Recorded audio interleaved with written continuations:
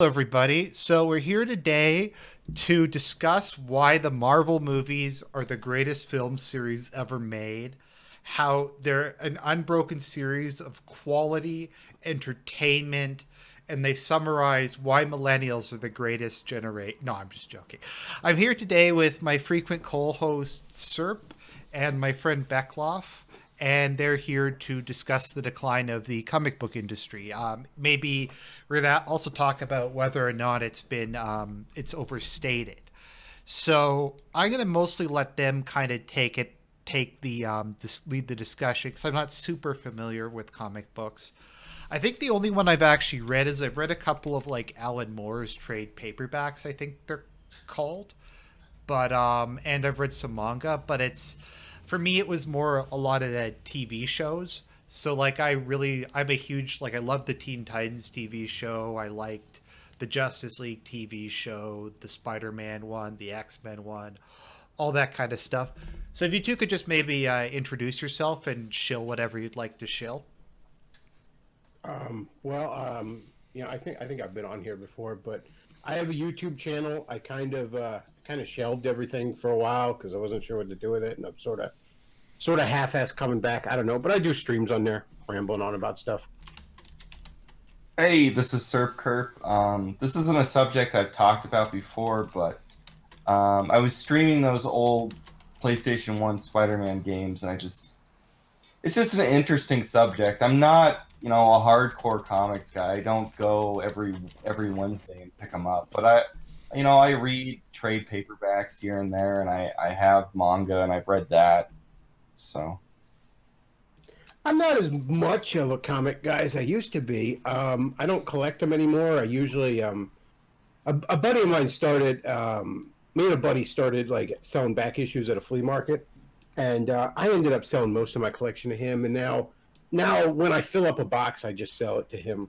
I Beckloff, don't could you hold move on to maybe a them. little bit back from your mic? Oh, sorry. Am I too loud there? How's that? Just a Better? little distorted. Yep, that's better. All right.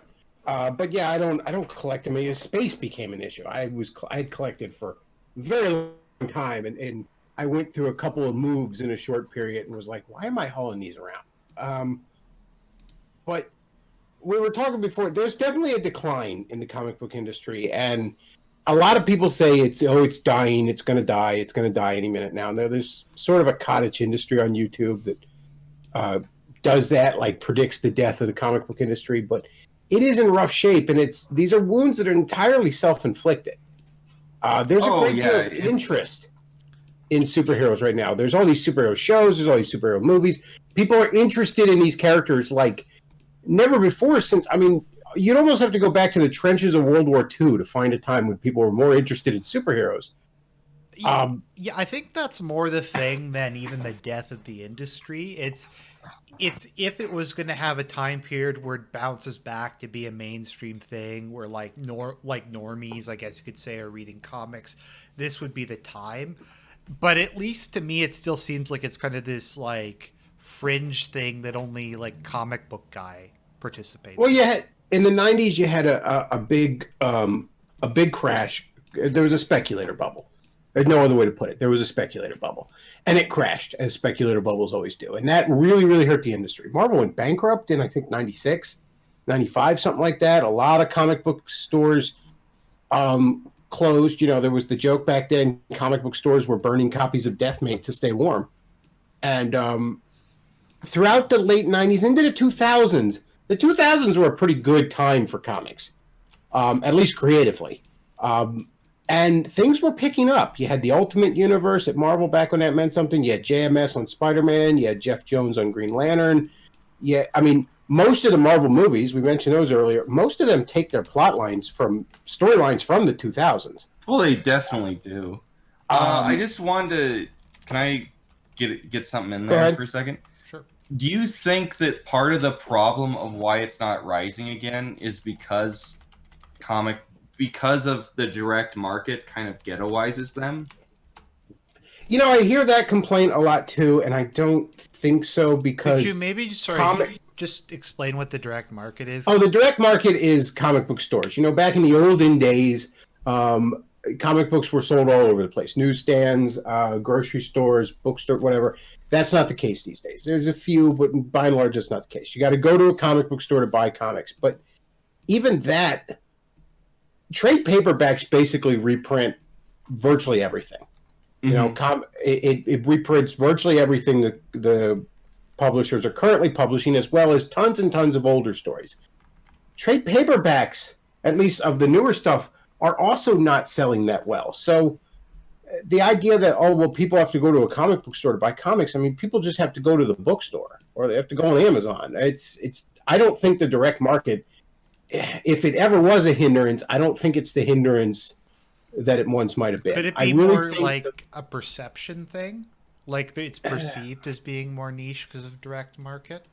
That could be it, but at the same time, these days, like everybody, nerd chic is all the rage right now. Everybody almost wants to be in those niches.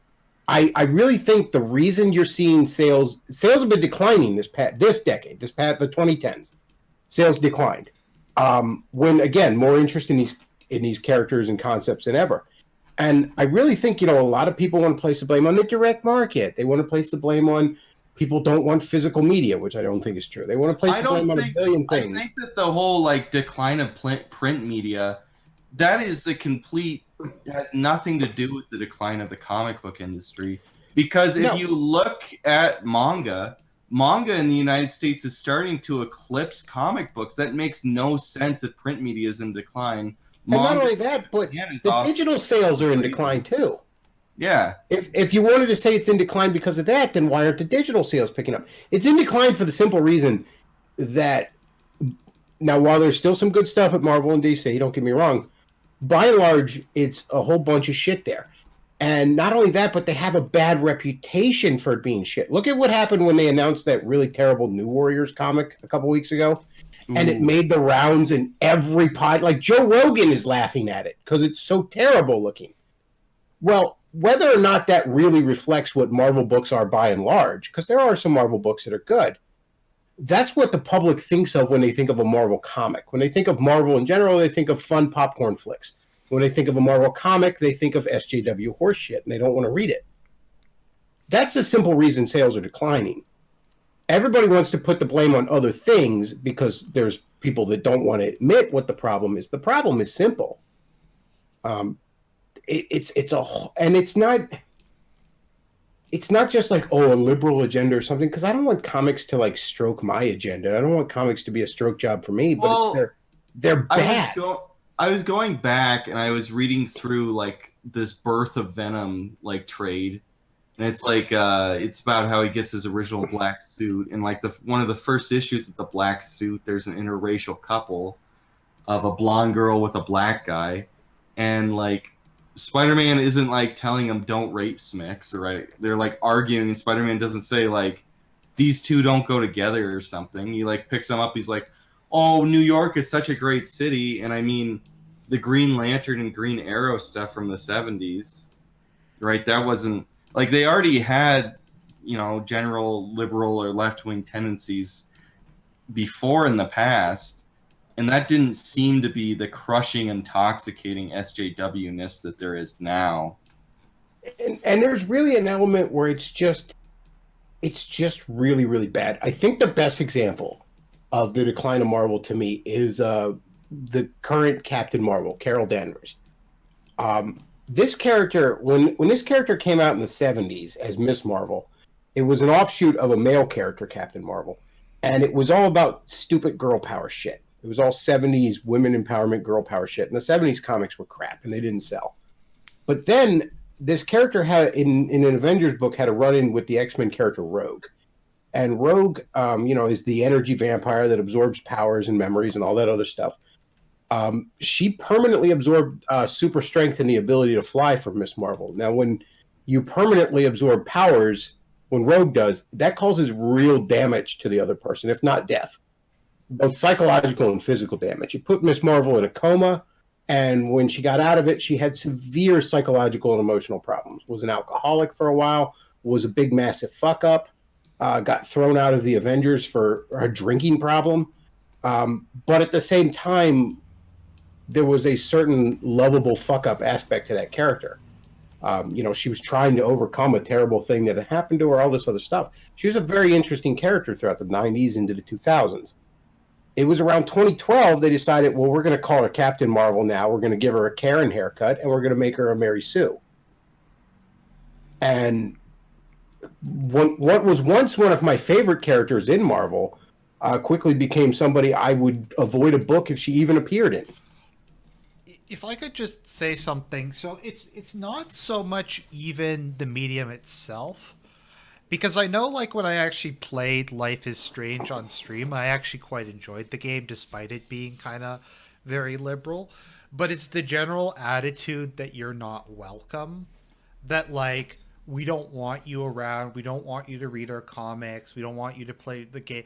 It's kind of like with the I don't know if you've seen the meme for, like, Terminator, whatever the latest one was. It goes, straight white males shouldn't watch this movie, and then they later complained that straight white males weren't watching the movie. Oh, there's definitely that. And it's like, even if it is good, it's just like, I don't feel welcome. It doesn't feel like it's there for me. Yeah, there's definitely a marketing problem with that. I mean, look at the Black Panther movie. That was the first of the Marvel movies I didn't bother to see. And the reason for that is the entire culture told me I have to go see it or I'm racist. Well, I don't respond well to blackmail. So I said no. I finally watched it, and it was okay. I mean, it was... Ironically enough, given that character is a lot more different than most of the other characters, it was about one of the most run-of-the-mill superhero movies I've ever seen. But it was fine. It was okay. But the marketing for that movie, maybe not even the marketing from the company itself, but the retard circus that surrounded it was just unbearable. Like the people tweeting Wakanda is real. If you don't think it's real, you're racist. Yeah, you have to go see this movie or you're racist. Somebody that gave it an only slightly positive review got raped on Twitter. It's like, are you kidding me with this? Well, I don't understand, like, so you have it to where Twitter is completely engulfed with something like the Black Panther, and the sales are going crazy for people buying the tickets to this movie. But did anybody know who the Black Panther was in general American? Like, is the Black Panther good in comic books either? Like, did anybody know who he was until the movie came up? I mean, I was a huge Avengers fan since like '98, like well before there was even an idea of an Avengers movie. So I'm well aware of the Black Panther, but if I had to list like my 30 favorite Avengers ever, I don't think he cracks the list. But I just don't know, like, is the reason, are these Marvel movies popular because they're popular? Because to me, they don't come across as good movies. I think they started off really, I think they're pretty decent movies. I think Iron Man was great, and that was a huge amount of momentum. And even getting into the first Avengers movie, they were really, really solid superhero flicks, and I think they gained a certain momentum. At that point, yeah, you end up with a certain, like, people just go see it because, and the other effect is there's nothing else. Like, what else is Hollywood doing? What else are you going to go see?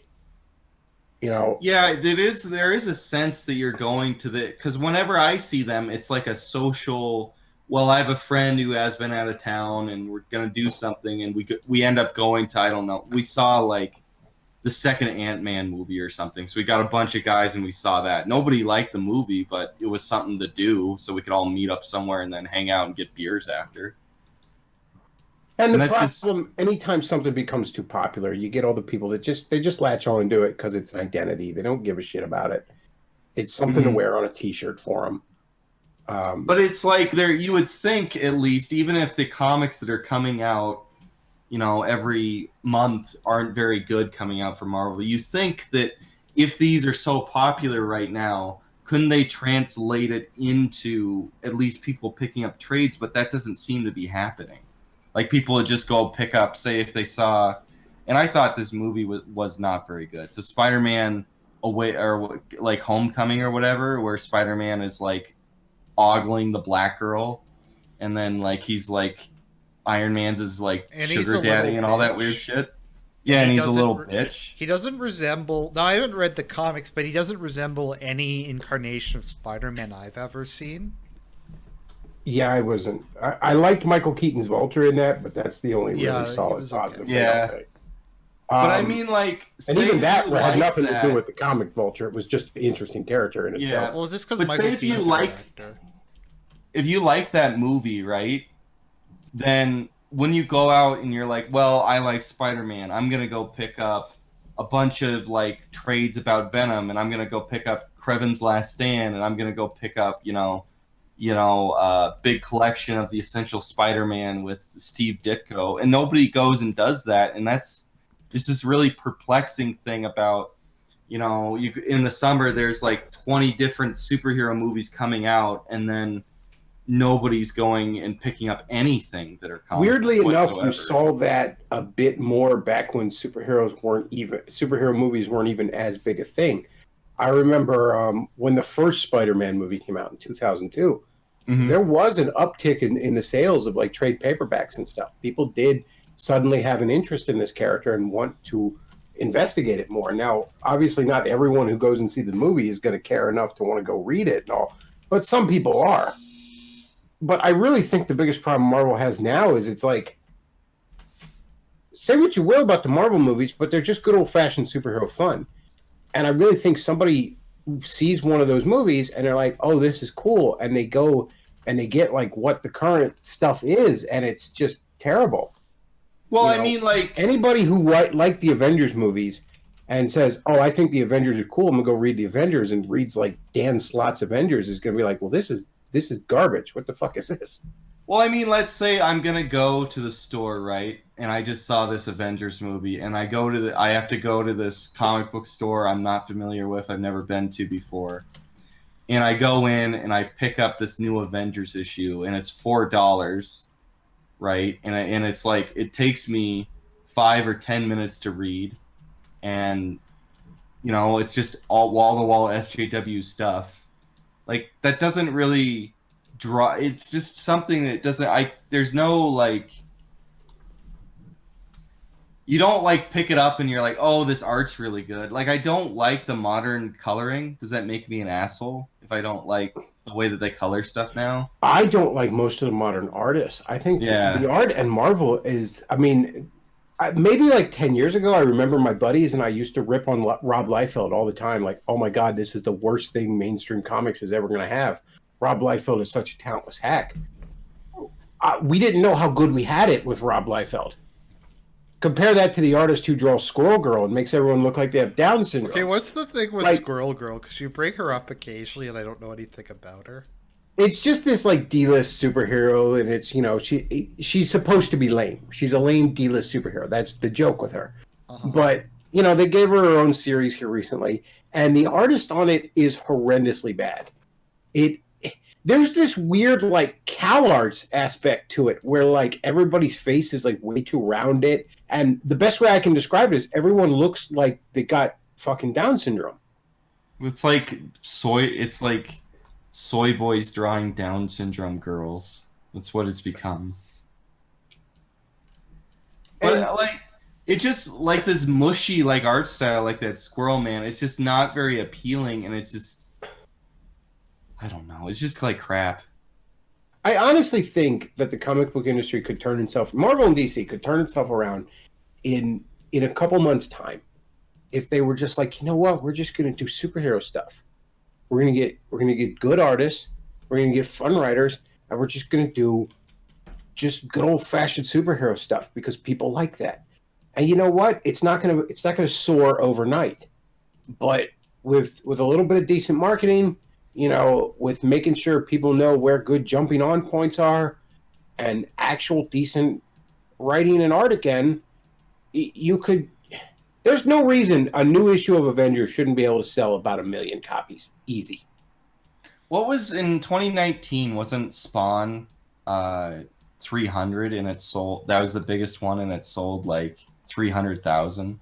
Oh yeah. And they had a number one for X-Men, I think, and it didn't sell that much. Yeah, the a Marvel or DC book is Isn't they're 100,000 right now, hitting it out of the park right now? yeah, they're lucky to be in the 100,000. In that many digits. They're lucky to be that high. And again, the side characters and the D and C list characters, okay, fine. They're never gonna, but Spider-Man, Iron Man, Captain America, Avengers, Batman, Superman, Flash, Green Lantern, even these are characters that should be easily in the hundreds of thousands. Just comfortably in the hundreds of thousands, if not getting into millions. Again, not everybody who goes and sees an Avengers movie and thinks, oh, that's really cool, is going to want to buy an Avengers book, but some of them are. Do you know why there's such bad art? Is there like the artists are chosen for political reasons the same way that like SJW writers are? Or are they just the friends and it's a good one? I don't know why. And it blows my mind because, I mean, you could go on DeviantArt right now and obviously, you'll have to sift through a bunch of disturbing pornography, but you can find some amazing, there's a lot of amazing really artists on there who would suck a dick to draw for Spider-Man or Avengers or Justice League or something like that, and you just don't see them. I don't know why. Does anyone know how good do the animated shows do? Like when they were doing like a Justice League show or the Justice League show is like one of the most popular animated shows in the United States and like American history. I mean, and Teen Titans got a sequel series as well. The Bruce Timm DC stuff, the Batman, Superman, Batman Beyond, Justice League Unlimited, they all did really, really well. None of them quite did as well as Batman did in the early 90s, but they all did very, very well. They made a lot of money. They got a lot of ratings. They sold a lot of DVDs or even back in the day VHS. They did very, very well. The 90s Batman or the 90s Spider-Man and X-Men cartoons did incredibly well. I'm not really sure on some of the current Disney Marvel stuff. I know going back almost 10 years, stuff like Spectacular Spider-Man and Avengers Earth's Mightiest Heroes were doing very well. I really liked sorry, I lost my train of thought there. Go on. I'm not sure on some of these other ones, but I know, for example, like DC's coming out with those movies now. I showed Argent the other day. The animated movies are selling really well for DC. Yeah, I showed I haven't seen Red Sun yet, but I showed him the adaptation movie of Batman, The Dark Knight Returns. I mean, what do you think of that, Argent? It was amazing. It was really good. Really good quality. Good. I think that the way forward, if you wanted to revitalize the industry, is just follow manga anime. And I mean, you could hate that, Bechtloff, but I mean, it's a similar medium. The best way to bring people into comics is and always has been movies and cartoons. I think that the thing to do is to follow their example and do animation. I think those direct-to-video DC stuff is going really well. I mean, Disney has Disney Plus, right? They could put a new animated series of their main characters the same way they did the X-Men and Spider-Man series and have a new series, right? Something that DC's doing that's really interesting with these animated movies is they're doing these oddball, like, alternate universe stories. Mm-hmm. They're doing all these stories that you would just never be able to sell to the general public with a $100 billion cajillion dollar movie budget. You know what I mean? You're not going to probably sell the general public on Superman Red Sun, but if you animate it, that's a little bit cheaper than your live action giant popcorn flick. So you can do these oddball stories. I think Marvel ought to follow suit. Something like Spider-Man 2099 or Spider-Girl, some of their offshoot like alternate realities, Earth X, X-Men Days of Future Past, those would make amazing animated I admit movies. I actually really liked X-Men Evolution. I'm not sure if I'm the only person who liked it. I kind of liked it. It was interesting, like, because at that point I was so immersed in comics that I actually liked the fact that it was pretty different than the source material. It felt like this weird little Elseworlds. But I like that cartoon. Something I really appreciated, like, about some of the older ones, like particular the X-Men series, even if it's a bit dated today, was it introduced a lot of different plot lines. Like, it went over them really quick, but it made me feel like if someone was talking about X-Men, I'm like, oh yeah, there was an episode that dealt with that plot line. so I kind of knew what people were talking about. It was kind of a good introduction to it. I think to me the biggest issue is if I wanted to get into comics, it's very intimidating to know like where to even start.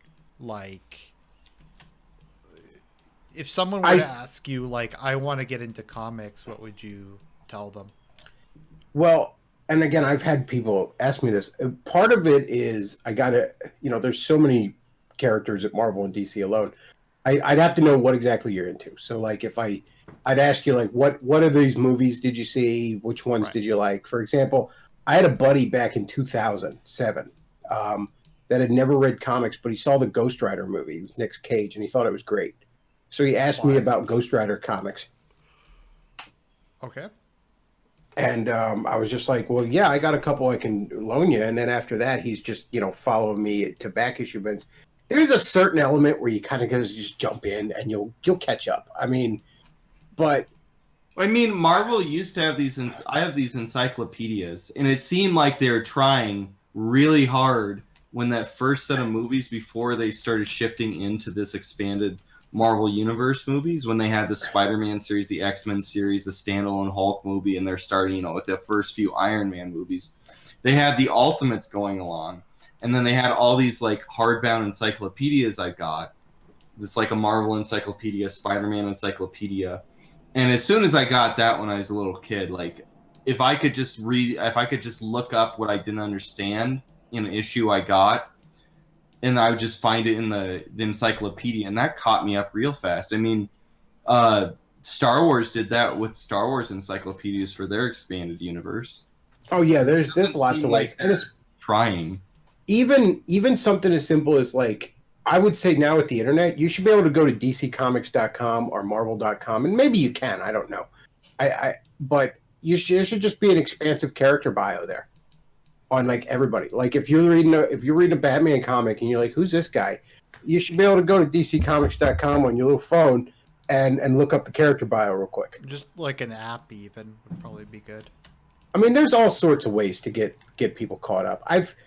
A lot of people say like, oh, the continuity like holds people back. I'm like, I can understand that, but at the same time, like I got into comics in the mid '90s when like, Marvel had 30 solid years of continuity. DC's continuity has always been a mess, but I got caught up. Like I hopped into comics having watched the Batman, X-Men, and Spider-Man shows. That's all I knew. I didn't like. I remember reading a comic where Nightwing shows up, and I'm like, "Who is this?" And I didn't even realize that was the original Robin. But it's like I got caught up, Nowadays, with the internet and stuff, I feel like there's no reason Marvel and DC shouldn't be able to easily get people caught up. I mean, a lot of things I can think of that became really, really popular when they had decades of established continuity. I mean, Star Trek, for example, or Doctor Who. Doctor Who saw the height of its popularity when it had decades of continuity, some of which was actually lost media. Right. Was that some of the logic? Because if let's just talk a bit about the '90s. So, from my understanding, during the '90s, did they like reboot most mainline series? Yeah, it was part of the bubble thing where they just restarted everything with number ones. Is that right? Not exactly. There were a lot of new number ones, but for example, like Spider-Man and X-Men number ones in like 90 and 91, that was just a new series. Like the main Spider-Man series and X-Men. They were just like side series, weren't they? Yeah, the main series is Amazing Spider-Man, and then the main X-Men series is Uncanny X-Men. But when something is really, really popular, you'll have a whole bunch of. I mean, Spider-Man had like 5. Well, there's like books. Peter Parker Spider-Man, the Web of Spider-Man, the Spectacular Spider-Man, and then like Spider-Man in the 90s, because he is really popular in the 90s. Yeah, so those are some examples that like they were very keen on making new number ones.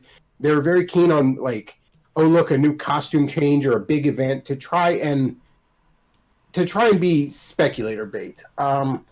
When Image Comics formed in the early 90s, all those books sold ridiculous amounts of copies.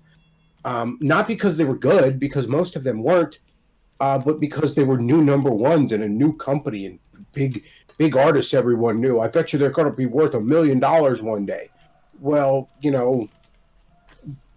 not exactly selling your copy of Youngblood #1 for anything more than $1. How much is like Spawn #1 right now and like X-Men #1? X-Men at #1 and Spider-Man #1. I could talk specifically on those as of a couple of years ago. It was very weird because we would never sell a copy of Spider-Man #1 or X-Men #1 for more than like $5 tops. But we would sell them a lot. We would sell them constantly. The thing is, though, like every single time we bought a collection off somebody, there they were again. It's like, air is really high demand, but air isn't expensive because it's everywhere. Yeah, I mean, I have all those #1 issues in my like one dinky box. I used to joke that when you got into comic books, if you decide you're into comic books, somebody knocks on your door and hands you a copy of X-Men #1 from 1990. I think I like comic books, and the knock on the door. Here you go. I remember when the X-Men movie came out, my local comic book store was, if you came in with a movie ticket for X-Men movie, they gave you a copy of X-Men #1. They just gave it to you. Okay, so do you have I feel like a lot of people have this opinion. Do you have a personal belief that Spawn is shit?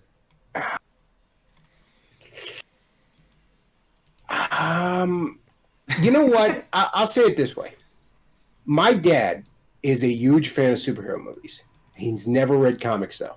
He just likes superhero movies. But he's like, something about handing him a comic, he's like, that's for nerds. But he'll go see any superhero movie. Loves them. I remember one day he had just watched Spawn on one of the movie channels. And I asked him, well, what did you think of it? And he thought for a second, and he said, it was like Ghost Rider if it was written by a 12-year-old. Based. So I think that sums up Spawn perfect. I don't think Spawn is absolute shit. I think of the early Image stuff, it's probably the best. But that's sort of like being the smartest kid on the short bus. I don't know. It's just kind of like this meme of like, now it's just like, it's like somebody said that in chat. That's why I said that. But like, it seems like it's a character that was like really big in the 90s, maybe because of the speculator boom. And now it's just still there. And it's like, nobody really likes Spawn. And it was like, I don't think a lot of people do. Like I said, if I was like to write comics and it's like, okay, Bechtloff, you have to write one of the early Image characters. I'm like, okay, well, give me Spawn. I think I could do something with him. Like, but the rest of them, like compared to Youngblood or Wildcats or garbage like that. Didn't McFarlane? Didn't he like have other people write the stories for him too? He got tired of doing it like really early on. And just decided he wanted to collect baseballs, like and fucking get hockey players to sign hockey cards. He got tired of doing Spawn super early on. The biggest problem with Image early on in general, I mean, Image was started because a bunch of artists at Marvel and DC were mad that they didn't think they were getting enough money, which they sort of had a point and they sort of didn't. Like Todd McFarlane's a keen example. Todd McFarlane is mad because he thinks he should own Venom. Todd McFarlane thinks because he took the black costume that somebody else fucking designed and put teeth on it, he thinks that Marvel should give him $1 billion for that. When he didn't write Venom and he didn't create he wasn't the writer, and he didn't even make the black costume. And he didn't create now Eddie Brock was a character like years before Venom happened too. So yeah, so but that's just the worst example. Like these guys all think like, oh, I created this character, but it's like you created a character that was, first of all, there was a writer involved, but second of all, you created a character that was building upon an already established mythos. You know what I mean? You didn't. So yeah, you could argue that like, okay, they do all this work and then Marvel makes all the profit, but fine, like go do your own stuff. I never got their entire beef with it. That said, though, so they all decide, okay, we're going to make our own characters. And, well, what happens when you have a bunch of artists founding a comic book company and creating all these comic books. What are you missing there? You're missing writers. And that's why most of it was absolute garbage. I have like another thing. Like I don't understand. Like I don't. This like history is lost on me. Where did IDW come from? I don't know exactly where IDW came from. They are, as of last year, I believe it was, 20 years old, which I never heard of them till the mid 2000s. Yes. IDW in the mid 2000s. IDW is one of those companies that exists entirely on licenses. Dark Horse is probably the first company that did this or did it successfully. Dark Horse is way better than IDW. I don't understand. Like, I don't know, man. I like a lot of IDW stuff. I like the Dark Horse. Like, what would you say? Like the Aliens and like Terminator. Dark Horse did great stuff with Aliens and Predator. They did great stuff with Star Wars even back. The Godzilla comic books that they did in the '90s when I was a kid were really good too. IDW is doing really good stuff with Godzilla right now. Yeah, they are. But generally, like when I look at IDW stuff, it just like if they get something like Alien, and I'm like, what the hell? This isn't as good as Dark Horse. They do a lot of creator-owned stuff, which is a lot of crap, and it looks like a bunch of CalArts bullshit, and that's part of why they get a bad reputation. That said, though, a lot of their licensed stuff, I was a Star Trek fan as a kid. I love a lot of their recent Star Trek stuff. I love their Ghostbusters comic. They have done amazing things with Ghostbusters. Didn't you say they aren't making any money? I've heard that they're doing poorly, and I don't know why. I really don't understand why, because they are selling decently, and they do have a shocking amount of licenses. So they I wonder if maybe they're paying too much for those licenses. So they own it's Ghostbusters, Transformers, Ninja Turtles, Star Trek. They have the comic book, all those things. They have limited access to Star Wars and Marvel stuff. They have Disney stuff like who did the big Star classic Disney. Who did Dark Empire? That was Dark Horse. Okay. Yeah, that was Dark Horse. Dark Horse did Star Wars comics literally just a few years ago. Yeah, Dark Horse had really good illustrations, and IDW's art. I mean, even if I do like some of the Godzilla stuff, and it's generally inked pretty good, it's not as good as the Dark Horse stuff. I think a lot of that is due to just the current state of the industry, because a lot of the art at Dark Horse right now is ass too. Oh, I'm sure it is now. I just don't understand. I'm sure Dark Horse is probably done because they were almost all licenses. Didn't they have Hellboy and licenses, and that was it? They have some, Hellboy, but Hellboy's creator owned. It's not owned by Dark Horse. It's owned by the creator. Well, I mean, do they get money from publishing it, or? Yeah, Dark Horse is one of those companies that never owned a thing. Mm-hmm. IDW is the same way. They don't own a thing, which can be, if you do it right, you can make a lot of money doing that. But if you do it wrong, I remember in the early 2000s, a comic company called Dreamwave started up, and they got the licenses for Ninja Turtles, Transformers, Mega Man, first American Mega Man comic ever. And they went under in less than a year, and a lot of people are saying Mega Man was a comic and not a manga? Mega Man was a manga before, but okay, right. Yeah, Mega Man was a manga back in Japan, but there was an American Mega Man comic in 2003 at Dreamwave, and 2011 there was an Archie one.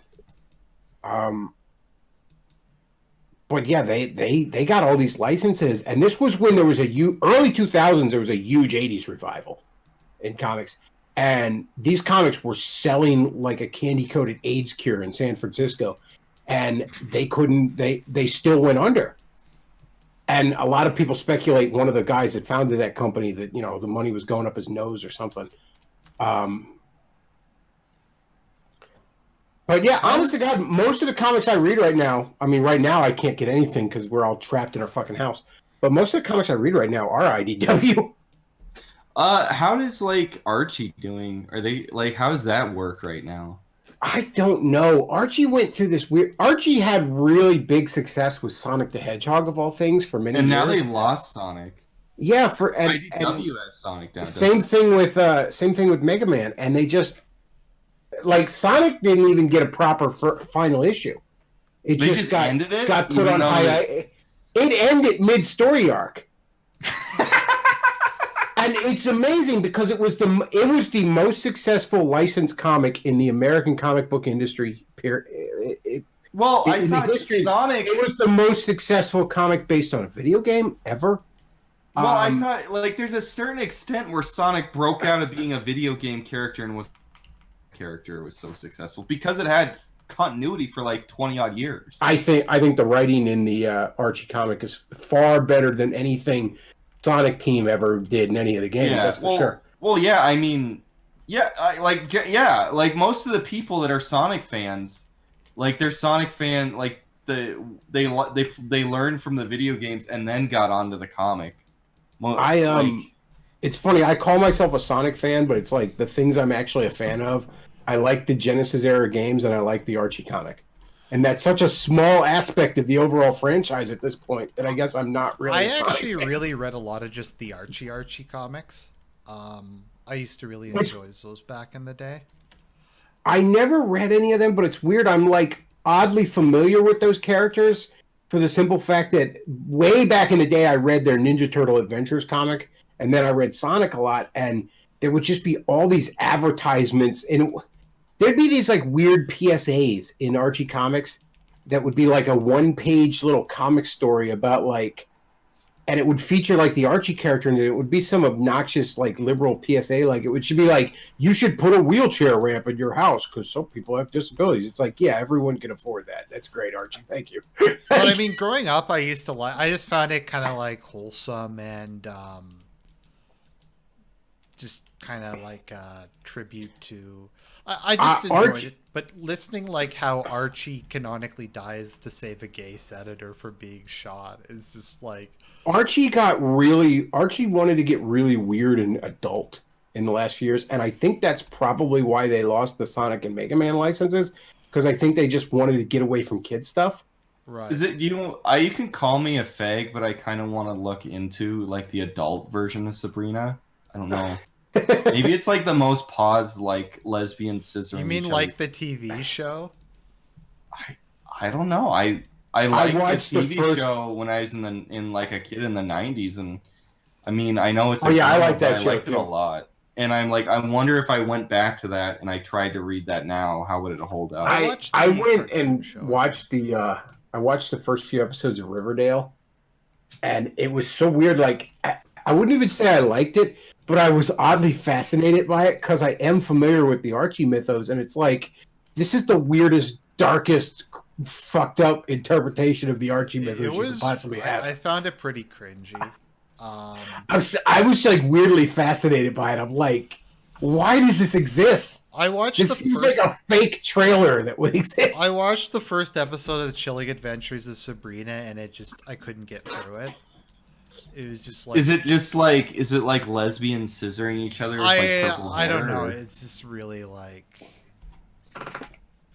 I don't even know. It was also just shitty because Netflix had quality control, so most of the stuff they put out is just total garbage. I really wanted to watch I was kind of briefly excited about the Teen Titans series. You start a Netflix show, it is just a crap. This is either something you're going to spend the next several days absolute binge watching, or you're not going to get through the first episode. I was briefly excited about the Teen Titans show until I saw the casting, and then I was like, "Oh, no!" That looked terrible. Well, another good example of something I really loved Arrow when it first came out, and I liked the Flash show a lot. And there's some things that they kind of ran into the dirt, and Supergirl was just cringe from day one. It actually, I actually thought it looked kind of interesting, but then, I read about, how paused it was, and I was just like, oh, okay. Well, I always liked the character of Supergirl, trapped in her cousin's shadow like that. It's an interesting character, and it could certainly be a great TV show. I think the cast is really good in it, but man, is it bad. Well, There's an episode of Arrow, and this is what finally broke me of having a huge Arrow boner, where they try and shoehorn in this anti-gun crap into it. What? And it's everybody's getting all fucking preachy about guns, and it's you're speaking to someone for a fact is a vigilante who has killed several people. and you're whining about guns. Well, like, who do you think is the people watching this? Like, so, like, the people who are watching a show about a vigilante beating the crap out of people are going to be the people who want to be lectured to about guns. I think for a lot of the left-wing things in that they try and shove in this, I think there's something inherently slightly right-wing about the superhero genre. Yes, yeah. I think. Well, I mean, I showed Argent The Dark Knight Returns. How far right did you think that was? That was Argent? like the fasciest thing I've ever seen. He literally There's gets something- right-wing death squads. Yeah, there's something very inherently like there's a line in, and I haven't seen the animated movie, but there's a line in the Superman Red Sun comic where again, and the story of that for people who don't know is it's an alternate universe where Superman's rocket lands in Soviet Russia, and he's raised to be the great, communist Superman. Well, there's a line in there where one of the leaders is sort of admitting that like Superman's mere existence sort of pokes at communist ideology. Like he's literally above everybody else. So all this equality bullshit just inherently doesn't fly in the face of this person. I think it's more that a lot of it is just inherently masculine. Like, you got a lot of like big like alpha, like big chads who are like beating up bad guys, and there's lots of hot women in like skimpy clothes. Well, it's yeah. like video games, like you said before Gamergate. It's like The superhero genre is all about like masculine virtue. It's all about Yes. themes of responsibility and justice and vengeance and standing in the gap to protect the weak, Beating the and all this crap out other of stuff. bad It's guys and yeah, it's all about, it's just truly, this is the other thing. This is why another problem they have is, I'm sorry, like, there's always going to be some female fans of superheroes, but by and large, superheroes are a thing guys are going to be into more than girls at a rate of about 80-20. And that's just the way it is. And It's like at heavy a certain metal. point, stop trying so desperately to appeal to people that are never going to like this shit, okay? Like, they're just never going to. This is a guy's thing. This is a genre that's just going to appeal to men. well, All well, right. Can I say something though? Even the about- female characters are going to be just like super hot, goddesses that beat the shit out of bad guys. Like that's guys are going to be more into that. Well, here's something I want to like say too. Women are watching all these Marvel stuff, right? They're not going and picking up those comic books either. And then Well, another women are- thing is like, Women are watching Marvel movies because it was the week their boyfriend got to pick a movie. I remember. Yeah, let's be real. Sorry, just slight digression. I remember I wasn't gonna go see Wonder Woman. No, not Wonder Woman. Captain Marvel. But my parents were like, Argent, we really want to go see Marvel Girl. I'm like, why? It's like, it's this like girl power movie, and I was just like, fuck. And I saw it, and like they couldn't even like pick. I don't know, because she used to be okay looking, but she looked hideous in that movie. Why? And I'm like, they couldn't even have just done like sexploitation or like, it was just, oh. And that's the other thing. They want to whine like, oh, you just didn't want to see it because it was a girl. I went to go see Wonder Woman and I loved it. It's my favorite of the DC extended universe movies. But that's because it wasn't shit. Like, maybe just don't make it shit. How about that be step one? Did you see Captain Marvel? No, that is the one of the Marvel Cinematic Universe movies I did not see. Is it, you just kind of like refuse to ever see I it? refuse because, as I said earlier, Carol Danvers was once one of my favorite characters at Marvel. And then they shitted her up, and now they made a movie about the shitted up version of her. I just don't. I think I'll be deep in the cold ground before I sit and watch that movie. She's just a massive Mary Sue, and she's really boring and uninteresting. She's one of the bigger Mary Sues. I will say though, like even if Supermen or superheroes are going to appeal specifically to men, I think historically, like we talked about Archie comics before, like the art form itself wouldn't, like women would be perfectly able to read a comic book, right? If it's like it works in manga in Japan, there's manga that's towards women. Like it could work on both sides. It's just a very weird thing.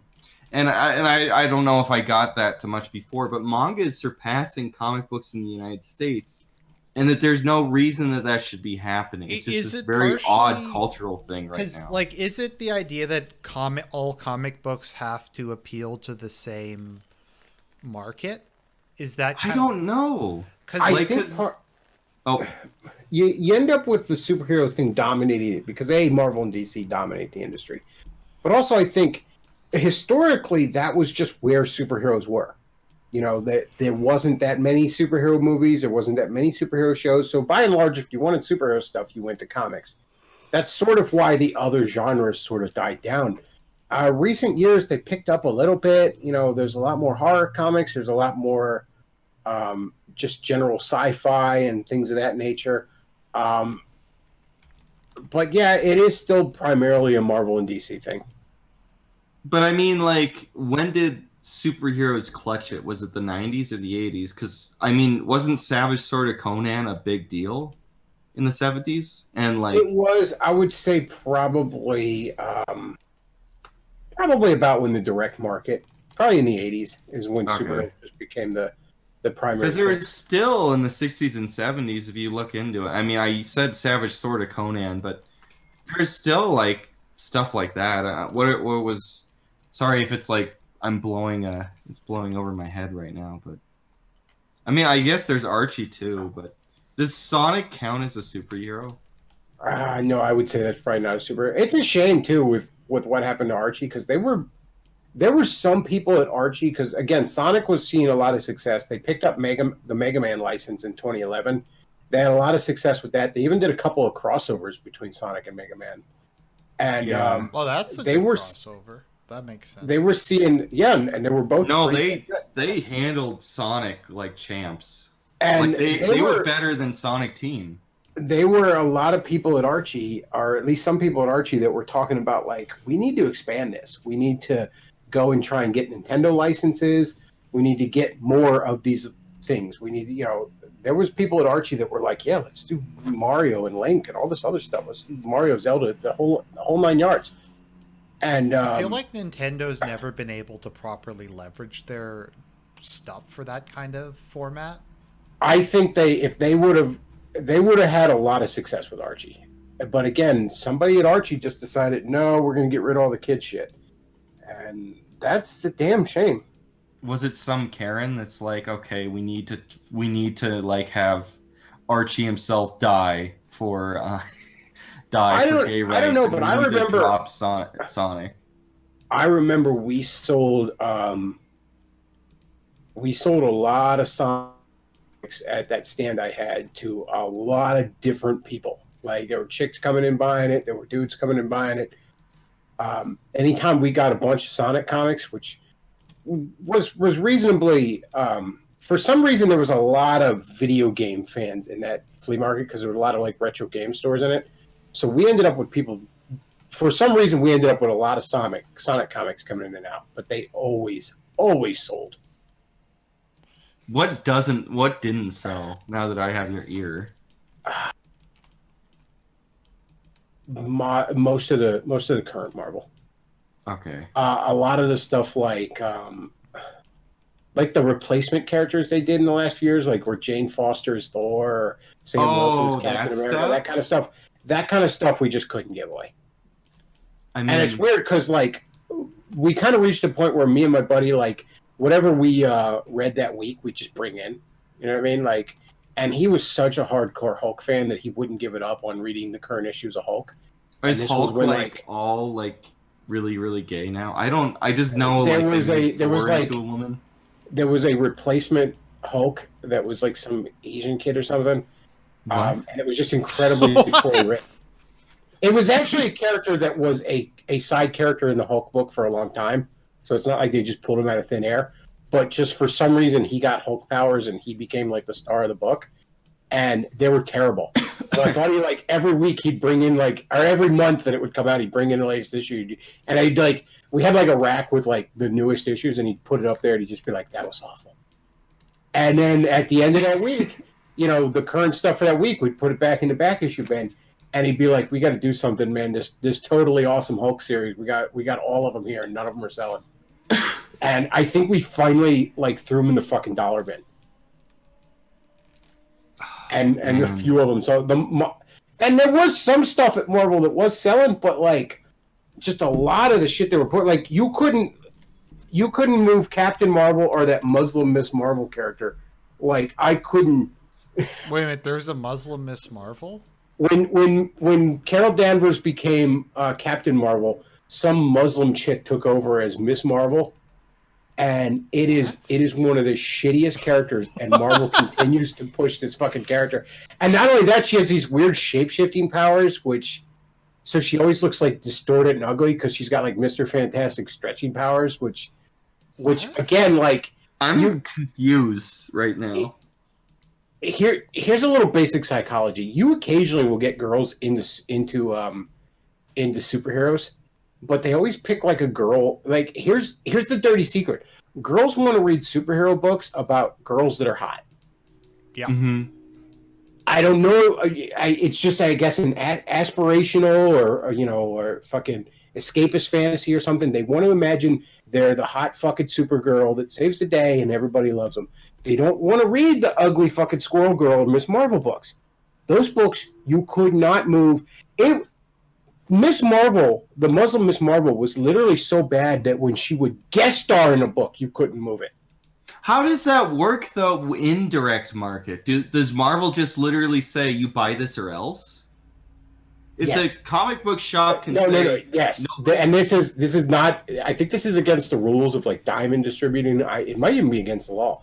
But there's been numerous reports that comic book stores have been told by Marvel, you're going to buy X amount of these shitty books that don't move if you want the books people actually want. So basically, they can go and be like, okay, And that's the everyone other wants thing. to read Spider-Man, everybody wants to read the Avengers, everybody wants to read X-Men, okay? But you have to take as many new Warriors and as many Muslim Miss Marvel as And that's Spider-Man. the other thing. As bad as the sales are, it's actually worse. Because the official sales figures, basically just show what comic book stores have bought, not what they've sold. Well, that's true because because that's how the direct market industry works too. Because we don't know like what just sits there and gets sold off for 50 cents or I mean some of this stuff because my friend when I was in high school, his dad was a garbage man. So like he would get comic books from the garbage. I mean, we never took like some of them were like random like Spider-Man turns into a werewolf or something, like number 5 of 7. But you know, it's just like a big stack of it probably was a big stack of Muslim Miss Marvel. Well, there was the joke in the 90s that comic book stores were burning copies of Deathmate to stay warm. And now the joke is they're burning whatever latest shitty Marvel thing. Like, they just can't sell that shit. So Archie committed suicide because of SJWism, and Marvel is like drowning itself. Is DC committed suicide as hard? DC isn't as bad as Marvel, but they're in the same boat. They're doing the same thing, just not as badly. Which is kind of like how DC, I don't know. DC seems like it always like moderates on trends, and Marvel jumps in all the way. If that makes sense historically. Oh yeah, that's fair. But yeah, there's the one thing. The one thing I'll say that is really weird. Marvel's not doing. One thing that's all the fucking rage right now is a bunch of really weird crossovers between like different companies. Things that exist in different universes and that stuff. The most prominent example is Batman Ninja Turtles. Batman Ninja Turtles is all the fucking rage right now. They even did an animated movie based off of it. And they did 4 comic book crossover miniseries based off of it. And they were all pretty good. But that's a huge thing right now. A lot of these oddball crossovers, just you name it, they've done it. You know what I mean? It's just here in the last years. Star Trek Planet of the Apes, Terminator Transformers, fucking just oddball shit. I think there was like Archie Predator, and it was like the entire. There was an Archie Predator. Archie Yeah, versus doesn't like the every Punisher? single one of them get killed or something? Basically. But there's a whole bunch of those. What's really weird, though, is Marvel's not doing any of them. Marvel hasn't done any of these damn things. Not with DC, not with any other company. And I don't know why. I bet you. I'm wondering, and maybe it's my fault for not looking into this and preparing for this more. Is Marvel in DC? Is it run as like a slush thing where it's like you just put somebody's girlfriend in charge of it and she girl powered everything, like Kathleen Kennedy? Is that what's happening? I feel like we're idiots for not looking into this now. At Marvel, there's a lot of people in charge of editing. There's a lot of editors at Marvel that are terrible, and they're like 20-something-year-old girls. And not only at comics, editing is twofold. Number one, let's say you're Marvel, you're supposed to be trying to like keep the overall direction of things and keep some semblance of continuity. You know, if there's 2 Spider-Man books, for example, you don't let the writers do contradictory things in each one, that sort of thing. But also, there's the basic job of editing. You know, make sure there's no typos, that sort of thing. Even that isn't even being done well at Marvel. The amount of recent Marvel books with just horrendous typos would astonish you. I mean, there's not even that much text to go through. So there's a lot of people in charge of Marvel and DC. They're just Bechtloff, I remember you saying that like a bunch of comic book store owners met with Marvel and were like complaining directly to them. Yes. And this was, again, when some of the stories of Marvel forcing them to buy books leaked out. And yeah, Marvel people were saying, like, look, people don't want this, okay? And again, you could put, not to suck my own dick, but you could put me in charge of Marvel or DC right now, and I could turn it around in 6 months. I could get them at least in the black. Maybe not making shit tons of money, but I could get them at least in the black. I feel like you could just cut out Muslim Miss Marvel and all this weird shit. And you could just, okay, well, why don't we just get a good artist on all the main guys? And if you just had good artists on all the main guys, it would like shift into the black, and then slowly it would just gain again. Because it seems like indefinitely in the near future, they're just going to have superhero movies forever, at least for the next 10 years straight, right? So if you just had good art and decent writing, and you just didn't have like Spider-Man becoming black and the Hulk becoming Asian or whatever, and then you just like put it like month to month to month, you're just going to gain maybe like 1,000 new, and it'll build up to where now they're not at 80,000 every month. Now they're at 100,000 in like 2 years, and then in like 10 years you'll get to 200,000. It doesn't seem like the way that you're telling me this. Is I thought it was some kind of thing where like people are afraid to go into a comic book shop or something like that. That is the thing. A lot of the geek media that's all paused and stuff, that's what they want to blame it on. But from what you're saying, it seems like this is all like this editorial thing, and that it would just slowly rebound over time. And that it's like them going down. They've been down in the 90s and they rebound. And now they're going down again, and it's all story-driven and bad art-driven. Yeah. So that's pretty much your opinion. It's completely self-inflicted. And again, everybody wants to blame anything but the real problem. But the real problem is clear. You could fix this in... And you know, even... You could even do, like, with... Part of it is external stuff. Like, right now with the virus situation... Like, there hasn't been any new shipments to comic book stores in about a month now. I thought DC was doing... Okay, yeah, last week, you're right. You corrected me there. Last week, DC did a very, very limited amount of books, and they got a little bit coming this week. But comic book stores aren't even allowed to be open in most parts of the country. You got to do some sort of delivery or curbside pickup or mail order shit. In Montana, they're open, so all of that stuff is that's an external thing that is not the fault of the comic book industry, and that's a thing that the entire economy is facing right now because of this lockdown stuff, which I think is frankly nonsense and has gone on too long at this point. But that said, like, okay, let's say the restrictions get lifted nationwide in a month. If you just did something like maybe do some Marvel and DC crossovers again, like they used to do in the 90s, and get some quality writers and artists on there. And then suddenly you get a lot more eyeballs on things again. And then you have a good opportunity to say, okay, and let's make the books not suck fat dick. And boom, you got people reading them again. Like, didn't a lot of people buy Civil War? Civil War sold a pretty damn good. And again, this was when they were still recovering from, all through the 2000s, they were still recovering from the 90s crash. But Civil War sold very well, and it was well received. Couldn't they just do a big event like that again or something? Well, they do big events, but again, the problem is the quality right now. Yeah, like they did a few big events recently that were just kind of garbage. There were solid writers that had solid ideas for something like Civil War. I would say at this point, if I were in charge of those companies, I'd say maybe do a couple Marvel DC crossovers. That'd get some eyes on things. And then after that, just get some decent writers and some decent artists again on your main core books and sell books again. I mean, there's no other way to say it. And there are some books that sell at these companies, and they're books that do have decent art and do have decent writing.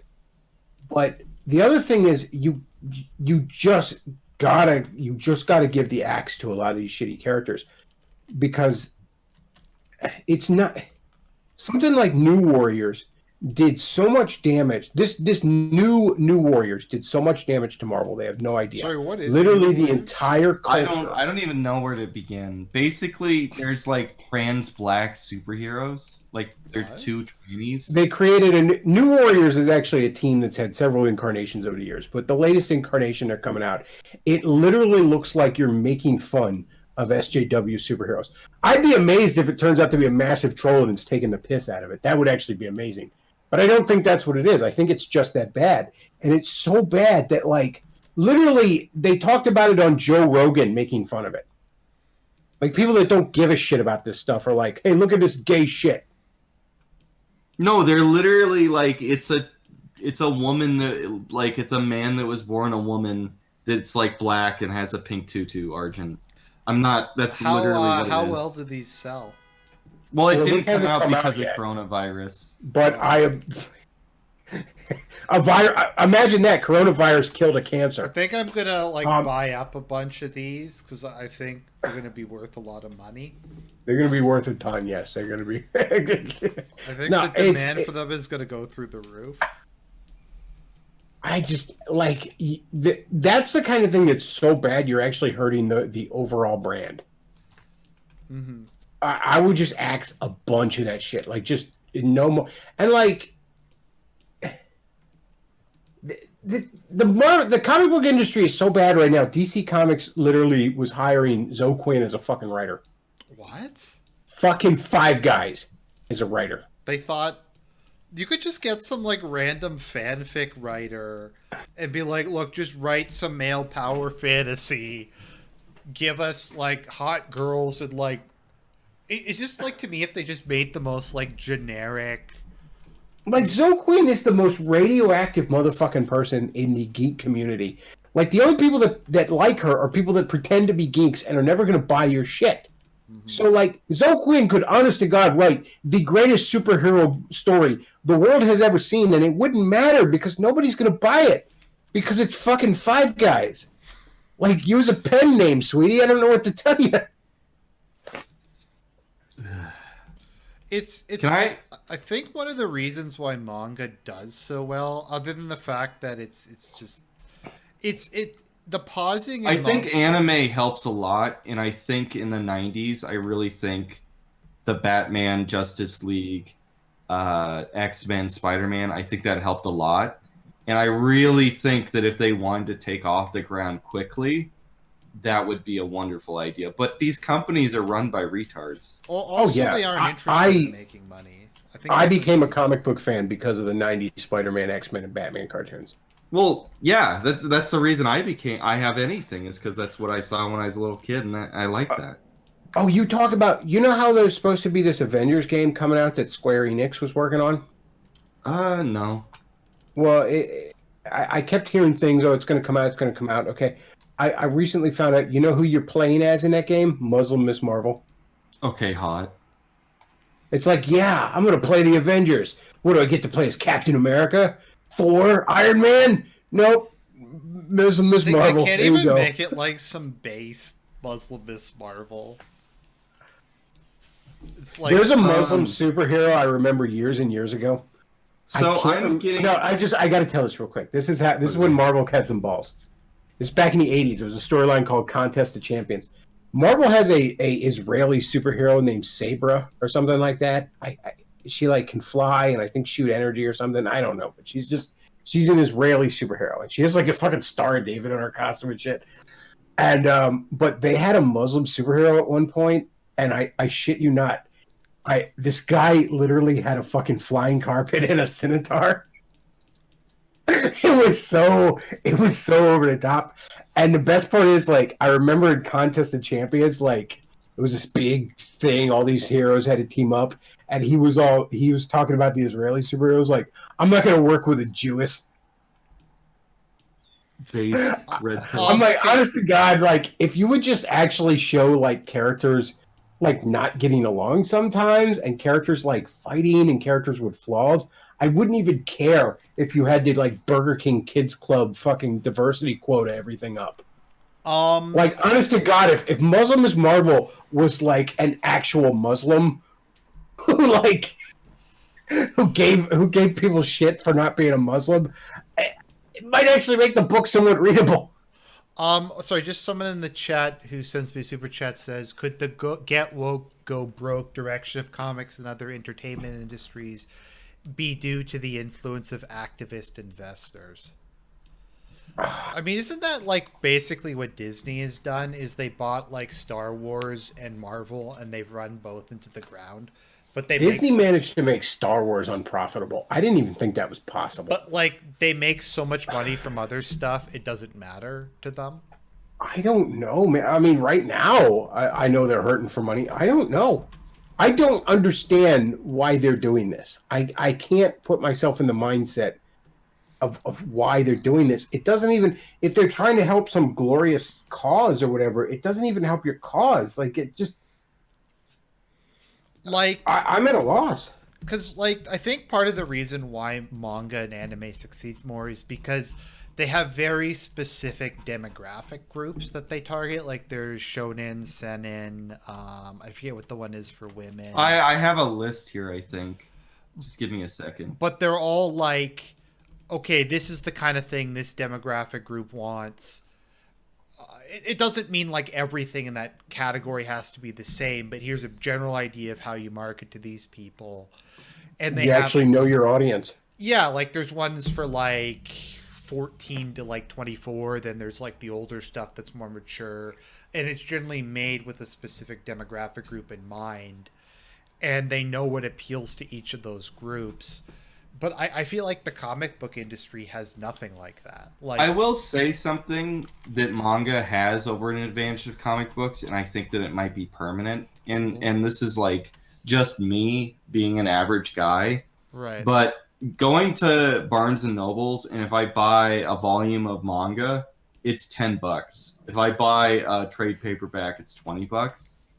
Like, there is kind of that there. Well, that's because you're buying something that's in black and white. No, I mean, like, I don't think comic books are ever going to shift to black and white. And I think that's kind of,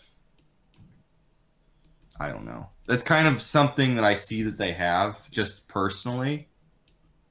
The other thing with manga that I think is it's very easy to tell what's going on with manga. Like, as someone who knows nothing about it, it's like, oh, I want to start reading Naruto. Okay, there's like 300 issues, but they're numbered 1, 2, 3. Okay, so I go get issue number 1. There's not like this reboot of that reboot of this spin-off of that spin-off, and I get why. Sorry. The thing is, like, when I was a kid, they had all the Spider-Mans, all the X-Men, so on and so forth. So I'm looking at my shelf, and I have the Essential Spider-Man Volume 1, 2, 3, 4, 5, 6. And it's neatly numbered, and it looks the same way that manga is. And it was $20, so it's double this. It's like 2 or 3 times the size of a manga volume is, and they made it black and white. But now it doesn't seem like they try. Like, it's like they stopped caring, because I have all kinds of stuff that just says, I have Preacher 1, 2, 3, 4, 5, 6, 7, 8, 9. I have Swamp Thing 1 through 8 or 1 through 7 or whatever. But I like the way that it's organized isn't like that anymore. It's like they don't even give a shit. Marvel is As basic as that. Marvel is downright obnoxious with new number ones for like regular series. Mhm. Like it's, I think it was New Avengers, which was an Avengers spin-off book that started in 2004. In 2004 was its first number one. The last I checked, it's already at 5 volumes. It's already had 5 number ones. What? And it's not even like it gets canceled for a while and then like years later comes back with another number one. I kind of understand that. But it's like, oh, a new creative team, new direction, new number one. That gets fucking annoying. And that gets to the point where like people don't even know what to do when they're digging in a back issue. You know, it's one thing if Spider-Man has, 5 different series over the years. It's another thing if it's like, well, wait, which Amazing Spider-Man number one am I looking at right now? Mm-hmm. That's downright obnoxious. And DC does it a lot too. But Marvel got really, really bad with it. Yeah. The whole reboot and get number one. It wasn't even reboots though. It was just It's just like creating number ones to create them. Yeah, it was just a new direction or something like that. It was just like a relaunch, I guess you'd call it. Oh, like we're just doing kind of a different story arc or something? Yeah, it was just like, yeah, we're relaunching the book in a new direction. And it's not, again, it's not, it makes sense. Like, let's say Doctor Strange. Doctor Strange is one of those comics that, like, he's had series over the years, but then there's been times where he hasn't. You know what I mean? Mm-hmm. Like, let's say Doctor Strange has a series and it runs for a few years, and then it gets canceled because it kind of ran its course or petered out or whatever. And then years later, somebody wants to start it up again because he's got an idea for new Doctor Strange books and Marvel will let him do it. That's different than, like, we got a new number one when the last issue came out last month. That's obnoxious. And that is really obnoxious. Like, I don't really think the continuity and the intertwined things and this, I don't really think, I liked when I dived into comics that it had this rich history that I could dive into. I liked that a lot. Again, there's other franchises. I got into Star Trek as a kid, and it obviously had tons of history before I was ever born. And there's a way to do that. There's a way to do that with jumping on points. There's a way to do that where, you don't have to read it all to enjoy it kind of thing. But just dumb shit with like, oh, here's the 47th Captain America number one. I couldn't even tell you how many volumes Captain America's at right now. It's insane. Because they just keep releasing number ones? Yeah, they just, every once in a while, they're like, yeah, we're relaunching the book. It's like, why don't you try, instead of just putting a new number one on it, having somebody that can write and draw, create it. Maybe that'll help. Do they at least change the subtitle? No. A lot of times they don't. So it's not like Spectacular Spider-Man instead of the Amazing Spider-Man, so it's like clearly a different thing. They just have Captain America 1, and then the next reboot is just called Captain America 1. Yeah, and they've done that numerous times. And that sounds really confusing. It's insane. Back issue bins have become absolute fucking disasters in a lot of comic stores because they don't even know where to put shit. Well, the comic book store here doesn't have a back issue bin, basically. I think they must get rid of it, or they order really exact numbers. I don't know. It's just really small. See, and I will say, like, there used to be this store Hastings, and then I'd rent movies and get comic books there. So I felt like the whole thing of like, at least to start off, was it like not having that it was a comic book store and a movie rental place that did help me. But I think I think I kind of concede that it is all like story-based, self-inflicted. It really is. These other things, you can argue they chase some people away, but I don't think they're that big of a problem. And I think there's certainly things that can be overcome. Especially now with the internet. I mean, if you're confused, look shit up. Like, there are times I hear people bitch about that, but it's like sometimes I don't know how to put this, but some of the people who bitch about like all this continuity and they're confused, they sound like a fucking idiot. Like, I remember somebody bitched at me once, like, I liked this one Batman movie, and then I went to go read Batman books, but Batman was dead at the time because he died fighting an alien in JLA. And I'm like, yeah, he's in the Justice League. He died doing Justice League stuff. What fucking else do you need to know? Like, at a certain point, you're just getting like, what are you're getting hung up over dumb shit here? Like, just, it's not Shakespeare. You'll catch up. But no, it's entirely self-inflicted. They want to blame the direct market. They want to blame toxic geek culture and all this other dumb shit. No, it's that you're writing stuff that sucks and you're drawing stuff that looks like shit. I will say, like, every time like you talk with somebody and you start talking shop with them, I don't understand the idea of toxic geek culture, because you're like overwhelmingly like, oh, this is a great thing. And there's other guys that I wanted to come on tonight, and I couldn't rope them in either. And like, as soon as I talk to them about it, they're, oh, it's a great thing, and it like bonds people together. I've never met toxic geek. Maybe I'm just like, I just come from really like happy people. The most toxic. I mean, I dealt with a lot of toxic geek people back in university, but the most toxic are like, I don't know what the term would be, but like normies who like go into geek chic and then get really like elitist about it, I guess. No, but I mean like people that actually like know what they're talking about. They're usually not toxic. No, people that are passionate about something, if anything, you know, they're not. If anything, they got to hold themselves back because they talk your ear off about it. Well, just my experience was a bit different. Most of the people I knew and like who did that kind of thing in university were super toxic, but mainly just because of how anti-Christian most of them were. And you know what? This crap about like it being self-inflicted, it's not just comics. This is the entertainment industry as a whole right now. You could look at dozens of different franchises that have had fan bases spanning generations. Terminator. That are now in the absolute shitter.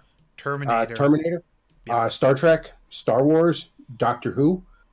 Those are just some things that come to mind off the top of my head that have been absolutely butt-fucked into the dirt by terrible fucking creative decisions, mostly driven by bullshit SJW ideology. Go on. Yep.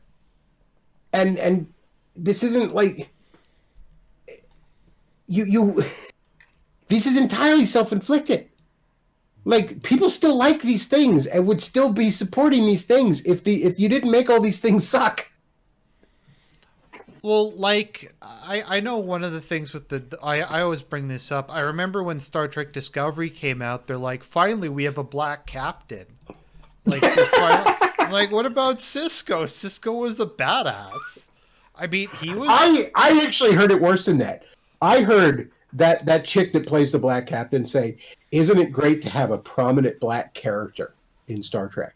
Yeah. And I thought to myself, are you fucking shitting me? Uhura doesn't Because not only was Cisco a captain, not only did we have a black Vulcan in Voyager, not only did we have a fucking black chief engineer in TNG, we had a fucking black chick on the bridge in the original series. But, like, Cisco was... Like, he was, like, legitimately black. I mean, like he wasn't just, like, a white character who happened to be black. He had, like, his backstory in, like, Louisiana, and he brought aspects of that in. But he was, like, a badass, and he was a really well-written character. And he might be my favorite captain, but it didn't feel, like, forced at all. Whereas when people start talking about the new one, it just sounds, like, horrendous. Like... absolutely awful. I haven't watched Picard, nor will I watch Picard, but I've heard really bad things. I've watched some YouTube channels that like cover Star Trek lore and stuff, and I've watched them try and dissect the mess that is Picard, and how it's not only is it like bad, but it's like contradicts just tons of previously established Trek lore, and it just no. I have basically refused to acknowledge any Star Trek thing after Voyager, and Voyager was rough, but it at least had its moments, and it at least felt like Star Trek. Okay, I'm going to say something really... I actually kind of liked Enterprise. You know, I don't even dislike Enterprise. There's something about Enterprise where I have like a mental block that I keep forgetting it exists. And I don't even entirely know why. It just, like, Discovery I just refuse to acknowledge. Mm-hmm. But like Enterprise, I just keep forgetting it's a thing.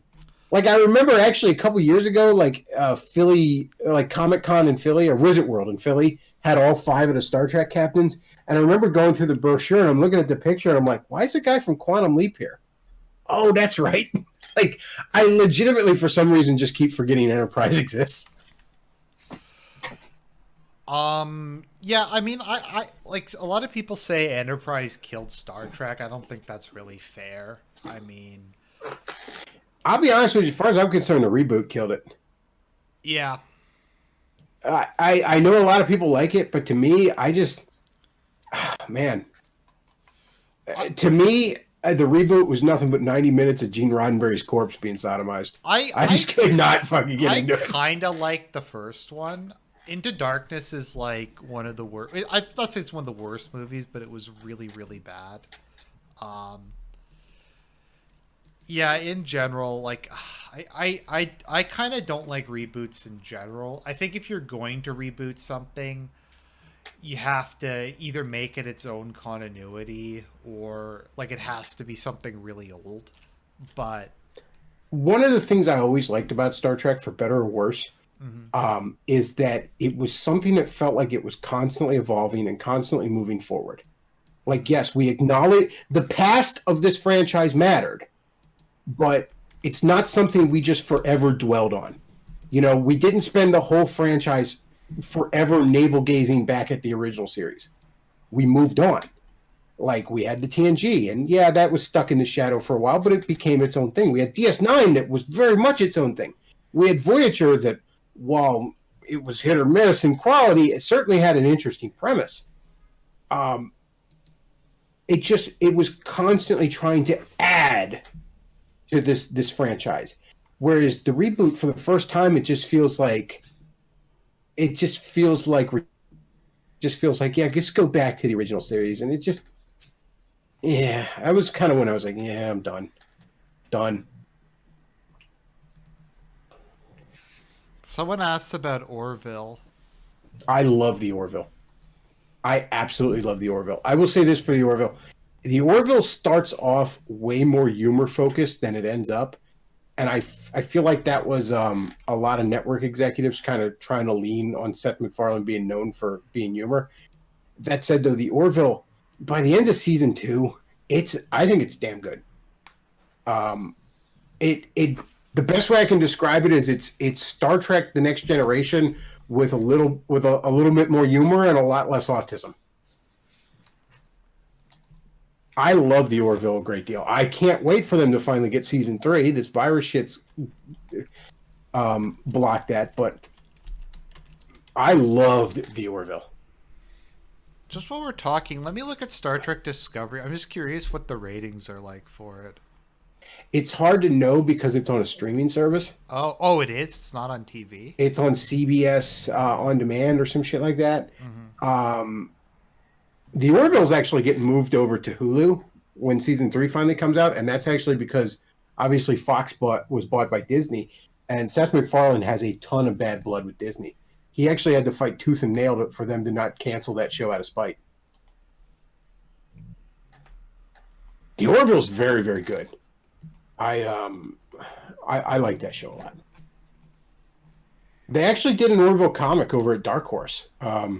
It was 4 issues, and it takes place in between season 1 and 2. And it was actually written by show writers.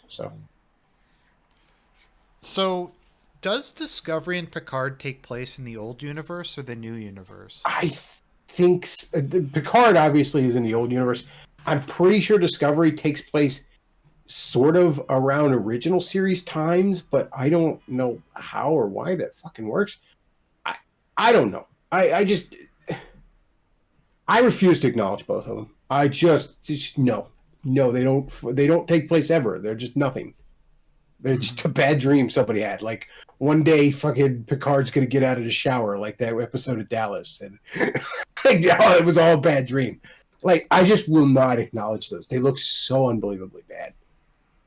Like honestly, if you like Star Trek, we talked about IDW. IDW's done amazing stuff with Star Trek. They did a couple of series that were like TNG Mirror Universe stuff here recently that was fantastic.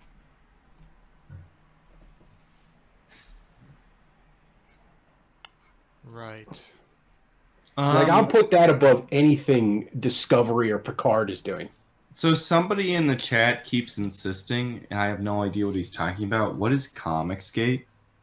Comicsgate is something I really kind of started. No, a comics about 2 years ago, 3 years ago now maybe. There was a big like eruption on Twitter of the 13-year-old girls that are the editors at Marvel took a picture of themselves, and I'm exaggerating, they're in their 20s, but they took a picture of themselves, like a big selfie of them all drinking milkshakes. And I remember I retweeted back when I had a Twitter, like that picture, and I said, this is why Marvel can't sell. And a few other people did the same. And that blew up into this big thing of people crying harassment. So then a bunch of people hopped on and said, oh, this is like Gamergate, but it's Comic-Gate. And I have just avoided that fucking dumpster fire. Like, I learned my lessons from Gamersgate. And the Comicsgate guys, by and large, are just a cottage industry of people on YouTube bitching about the latest issue of Miss Marvel and crowdfunding comic books that they never fucking make. I want nothing to do with Comicsgate. And literally, I can credit myself as somebody who kind of started it, because my fucking tweet was featured in the Guardian article about this. Based. So I'm the guy that threw that match into that dumpster, but I still want nothing to do with it. So what you're I've saying had people is... invite me on shit too. They're like, "You want to come on the stream and you can talk to you maybe you'll get to know what's the guy, the Green Lantern artist that's making some GI Joe ripoff now, fucking EVS I think his name is. Maybe you network with him." I'm like, no, I just don't. No, I don't. I went through the Gamergate bullshit. All right, I was writing for Roosh's stupid gamer site. Okay, I don't want anything to do with this shit anymore. So what you're saying is you're the mundane man of Comic-Gate. Yeah, only I have fucking shame. So I want to be nowhere near it. I can't really blame you for not wanting to be involved in And that. again, it's that cottage industry where it's just people like, I don't get people that want to review shit and it's like, let me read the latest issue of Muslim Miss Marvel and oh, surprise, surprise, it sucks. Like, well, of course it does. I don't know if you've ever seen him, but there's a YouTuber named Mysterious Mr. Enter. He reviews cartoons primarily. He will review episode after episode of a cartoon show with the exact same fucking complaints. Like, over and over again. And it's like, who wants to watch this? Who wants to do this? Like, he'll just review, like, the 14th Family Guy episode in a row and complain that the jokes are offensive. It's like, yeah, that was the point. Maybe this show's not for you. No, I think it's for them. Are we kind of circling the wagon? I think so. Did either of you guys have anything else you wanted to add before we wrap this up? I think that I said everything I want to say. It's just seeing this industry, and it's a staple of American culture, really. And I don't mean that to be like some American burger, but it's really like pure Americana. And seeing this whole thing going down in flames basically right now, it's just really sad. Yeah, and like I said, it is entirely self-inflicted. All this crap about whining about the direct market, or there's too much continuity, or the numbering's confusing, yeah, those are issues, but it is entirely self-inflicted. You could make these things sell again if you just got some good writers, good artists, and said, hey, let's just make some good old superhero books again. I just want to conclude with something Never Trust an Elf says. Read Siege by Stan Lee. I I think that's something we can all get behind. Well, thanks for being. There's like an Avengers story arc called Siege. It was like a miniseries. Mhm. And I remember I used to share that on Twitter once in a while. I'd be like, I don't know why the alt-right keeps telling me to read this. I mean, it was all right, but I've read better Avengers stories. Anyways, thanks for being on, guys. I appreciate it. Yep. So, I hope everybody enjoyed the stream. Please check out Bechtloff and Serp's channels. There's lots more exciting content to come. God bless everybody. Have a good week and stay safe.